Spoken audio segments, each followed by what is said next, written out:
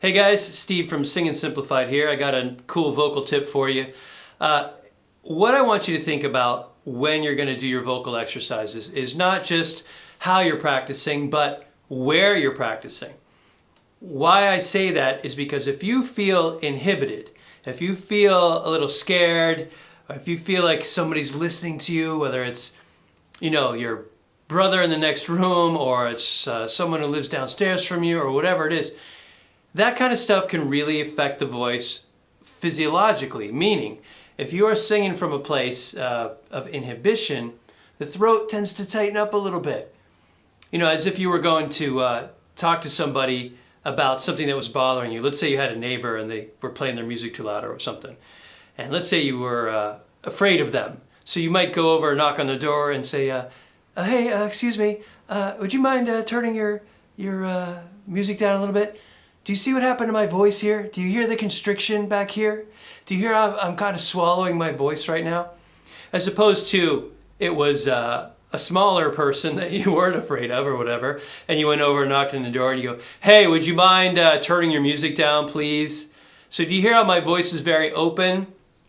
It's very resonant, it's very buzzy. I use that word all the time. You hear a big, open, throated, head resonant buzz in my voice right now, as opposed to talking like that and saying, hey, can you turn your music down? So here's my point. If you feel really inhibited, you feel really just scared to make a sound, when you're doing your vocal exercises, it's going to affect your technique. So I know most of us don't have a perfect place to do our vocal exercises, okay? I know that. I live in an apartment myself, okay? I live in Southern California. No one can afford a house here.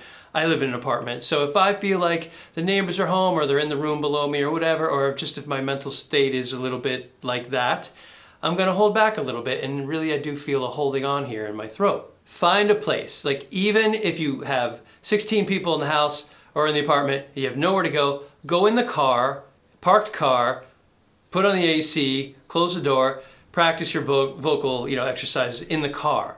It's an isolated place. It's not ideal because you have to sit. Just make sure you watch your posture, have nice posture so you can breathe correctly. You don't want to slouch.